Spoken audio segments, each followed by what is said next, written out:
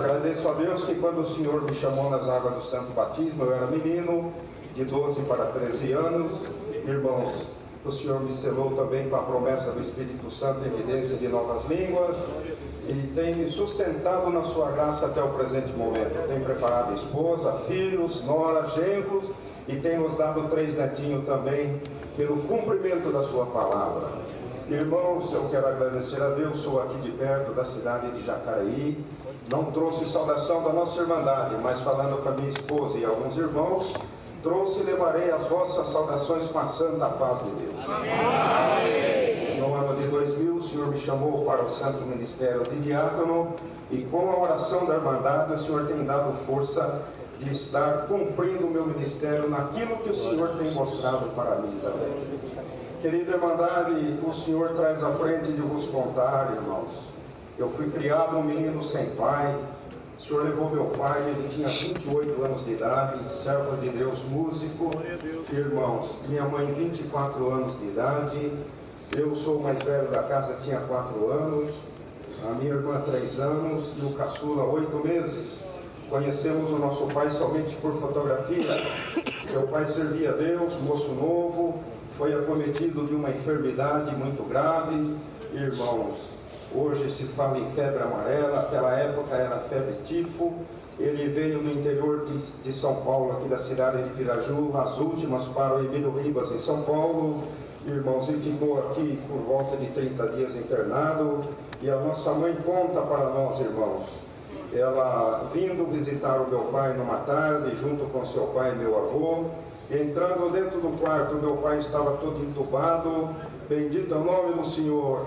Estava ali naqueles últimos momentos da sua vida, e ela percebeu que meu pai estava murmurando um hino, e ela encostou o seu ouvido perto da boca do meu pai, e ele estava com muita dificuldade, cantando, murmurando o hino 326 do Inário 4, esta viagem farei com Jesus, teu Senhor. Bendito é o nome do Senhor.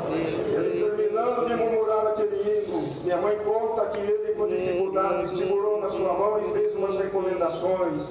Você é nova, 24 anos de idade, 3 crianças pequenas, 5 anos de casado, daqui não volto mais para casa, o Senhor vai me levar, mas ora a Deus para que o Senhor te prepare um novo esposo, para que ajude a criar essas crianças na doutrina, para que eles possam no futuro servir a Deus também. Minha mãe levou um choque, levou um susto muito grande, o seu pai ao lado dela, ela levando aquele susto, ela nos conta até o dia de hoje. Irmãos, ela disse assim, não é isso que eu vim aqui fazer, não é isso aqui que eu vim ouvir, eu vim aqui para te visitar e estou orando a Deus para que o Senhor tire você daqui com vida, para que junto nós possamos criar essas crianças na doutrina. Mas se eu tiver que tomar esse cálice e essa for a vontade de Deus, uma coisa eu vou te prometer aqui, nunca mais colocarei outro no teu lugar. Deus há de ajudar eu criar as crianças na doutrina. Minha mãe é viúva até hoje, 80 anos de idade, 45 anos da obra da piedade, o pão de cada dia não faltou na nossa vida.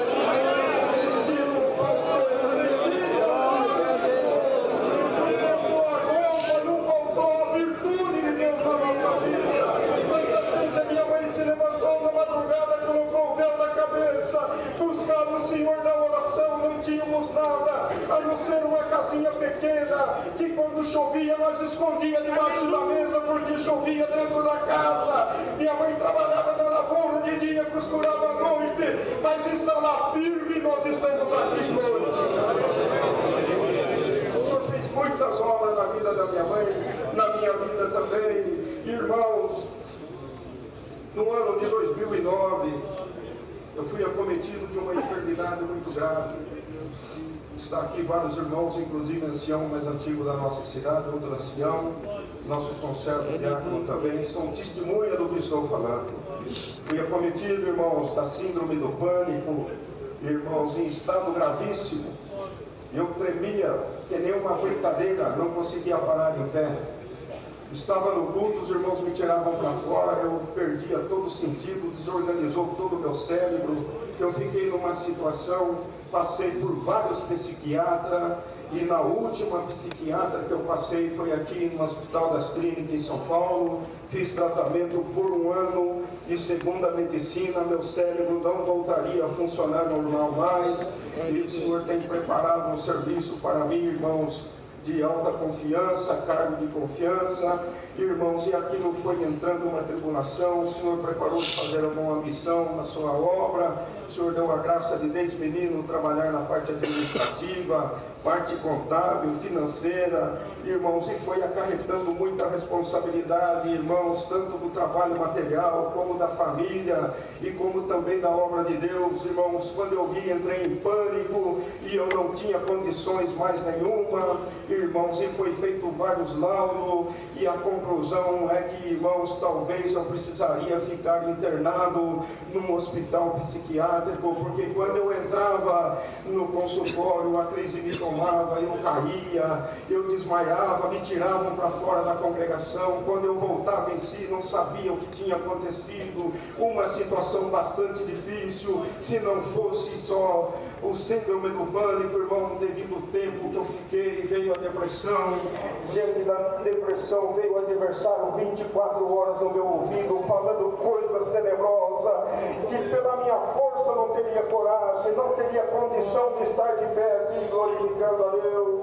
Irmãos, era uma tristeza dentro da minha casa, minha esposa chorava, meus filhos choravam, irmãos, aquela angústia, eu esqueci tudo da minha vida, não lembrava de nada. Se eu fosse dirigir, entrava nas contramão, estava totalmente desgovernado. Irmãos, de repente, um dia, já com quase 8 meses nessa situação, tratamento rigoroso, irmãos, eu estava deitado no sofá da minha casa num domingo à tarde. Meus filhos não ficavam muito perto de mim, porque eles começavam a chorar, a crise me tomava. Bendito é o nome do Senhor. Um dia à tarde eu estava deitado no sofá da minha casa, e chegou a minha filha, entrou, me saudou, me deu um beijo e foi para o quarto onde estava a mãe dela, e eu sozinho naquela situação, deprimido no sofá. Quando ela virou as costas, eu percebi que alguma coisa estava diferente, que ela começou a chorar, mas ela estava de costas para mim, e eu olhando para ela assim, pelas costas, veio uma voz muito forte no meu ouvido e disse assim: está vendo? Eu não te quero vivo, você vai morrer. Bendito é o nome do Senhor. Me deu uma angústia, uma aflição, um choro me tomou, um medo me tomou. A minha esposa não me deixava por nada, por recomendação médica. Irmãos, e demorou mais ou menos uns 5 minutos. A minha filha veio, despediu de mim, e a minha esposa me pegou pela mão. Fui acompanhando a minha filha pelo portão, e quando ela desceu a rua da minha casa, que ela chegou na esquina, ela olhou para trás e selou com a mão. Aquilo foi mais uma dor forte no meu peito. Eu olhei para cima e falei essas palavras: Senhor, que será da minha vida? Meus filhos tudo bonito, eu novo, preciso trabalhar na tua obra, tenho desejo de te servir, Senhor. Agora uma situação dessa, e ainda agora essa voz que eu não vou viver, que eu vou morrer. O que será de mim? O que será da minha família? E retornando para dentro da minha casa, naquela aflição, a minha esposa me segurando, eu já quase entrando em crise. De repente uma voz mansa, uma voz humilde, uma voz tranquila no meu coração disse assim: meu servo, não é verdade, eu te quero vivo e você vai viver. Bendito é. Foi entrando alegria, foi entrando, irmãos, aquela alegria no meu coração. Mas, irmãos, nesse tempo tinha na nossa cidade um moço, irmãos, que quando ele era criança, ele sofreu da meningite, ele perdeu a sua mente, ficou totalmente debilitado, totalmente, irmãos, que nem um mendigo, um andarilho, e ele era muito crente, irmãos, mas ele tinha uma deficiência muito grande. Ele saía da casa dele, ia para a padaria, da padaria ele sumia, ficava 30, 40 dias desaparecido, e vivia numa situação precária, fazia suas necessidades fisiológicas na sua roupa, andava que nem um andarilho, entrava na congregação maltrapilho, mal cheiroso. Quantas vezes alguns irmãos nos pegavam: tire esse rapaz daqui de dentro da igreja, vocês não estão cuidando, vocês não estão vendo, um calor desse, um mau cheiro desse, precisa cuidar dele, não tem quem fica perto desse rapaz no culto, vocês têm que tomar providência. E muitas das vezes, irmãos, eu chamava ele em casa, dava alguma roupa, dava algum perfume, conversava com alguém da família dele e tinha um carinho por ele, e ele falava que eu era o pai dele, que minha esposa era a mãe, porém ele era muito mais velho que eu. Mas nessa situação, quantas vezes, irmãos, fomos buscar ele em Curitiba, aqui em São Paulo, outros lugares, porque ele desaparecia, a mente dele sumia, dormia na praça pública, mas ele só procurava a congregação. Todo lugar que ele ia era a Bíblia debaixo do braço e congregação. Terminava o culto naquela simplicidade, e se alguém convidasse para ir para casa, ia. Se ninguém convidasse, ele dormia na porta da congregação, na praça pública, no frio, na chuva e naquela condição. E nesse tempo já fazia mais de 30 dias que ele estava desaparecido, irmãos. E num determinado domingo, levantei pela manhã, estava só eu e minha esposa em casa, tomando aqueles medicamentos fortíssimos, já por volta das 9h30, 10 horas da manhã, com aqueles medicamentos. A minha esposa arrumou um café para mim e fui até a pia para lavar a louça.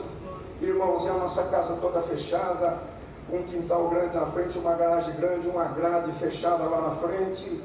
Irmãos, e começou já pelo 9º, 10º mês da enfermidade, eu percebi que minha mente começou vagarosamente a voltar, muito devagar voltando, e eu comecei a colocar coisas para fora, lembrar da minha situação financeira, lembrar da minha vida, lembrar do ministério. Quando eu comecei a fazer algum cálculo, estava endividado, que se vendesse a minha casa não pagava dívida, e comecei a reclamar, colocar tudo aquilo para fora. Minha esposa, lavando a louça na pia, virou para mim e falou: fica em paz, toma o teu café, você trabalha desde menino, você não é preguiçoso. Isso tudo aconteceu porque foi permissão de Deus na tua vida, foi Deus que te colocou no ministério, foi Deus que permitiu a enfermidade. Nada disso vai acontecer, e se você continuar falando, continuar colocando essas coisas, você não vai sarar. Ao invés de sarar, vai piorar a tua situação. Então foi me aconselhando, dando conselho. Eu fui ouvindo a minha esposa e falei: mas é só Deus na nossa vida agora, eu vou ficar confundido, vou ficar envergonhado, trabalho em empresa de irmãos, exerço cargo de confiança, vão ficar sabendo que eu estou devendo, como posso continuar a dirigir uma empresa, vou ter que entregar meu ministério. E fui fazendo aquele montuno na minha cabeça. Irmãos, de repente, conversando assim, escutei bater palma no portão da minha casa. A minha esposa falou assim: corre rapidinho lá, vai ver quem é que está batendo palma, porque eu estou atrasada, tenho que arrumar almoço. Quando eu cheguei no portão, que eu olhei pela fresta da grade, era aquele moço todo sujo, barba crescida, mal cheiroso, naquela situação precária, todo molhado. Olhei na grade, ele estava de fora para dentro e falou: paz Deus, meu pai, eu vim visitar o meu pai. Quando ele falou aqui, eu abri o portão, dei um abraço nele. Falei: aonde você anda, que você está sumida há tanto tempo nessa situação? Sua mãe é de idade, com 90 anos, está chorando porque você sumiu. Ele falou assim para mim, que ele tinha dificuldade, não vou repetir as palavras do jeito dele, naquela simplicidade, falando tudo atrapalhado. Eu estava em missão da obra de Deus, eu estava em missão da obra de Deus. Ele só falava assim, aquele inário, aquela Bíblia debaixo do braço, um plástico. E cadê minha mãe? Quero ver minha mãe. Falei: está aqui. Levei até minha esposa. Ele saudou a minha esposa deu um abraço nele. Para resolver, irmãos, coloquei ele sentado na mesa, só eu e ele de frente comigo, e arrumei um café para ele, um lanche para ele, mas ele de frente comigo não tomava o lanche, ficava olhando para mim, e aquilo foi me incomodando, e eu falava: toma o teu café, para você poder ir para a casa da tua mãe. E ele ficava olhando e não tomava o café. Foi aumentando a minha aflição, até que de repente eu falei para ele: toma o teu café, vai esfriar o café. Ele olhou, fixou o olho bem no meu olho e falou: por que você está triste? Você está triste? Você não é assim.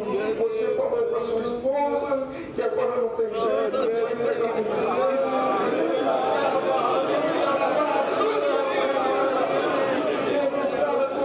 que tudo de mal vai acontecer. Eu vou orar com meu pai e nada disso vai acontecer. Naquela simplicidade, ajoelhou na cadeira, colocou a sua cabeça no assento e falou desse jeito: meu pai do céu, abençoa meu pai, abençoa minha mãe, prepara dinheiro para pagar a dívida, não deixa eu pegar o ministério, Deus seja louvado. Tomou um café, foi embora. Não foi 30 dias, o Senhor me colocou em liberdade.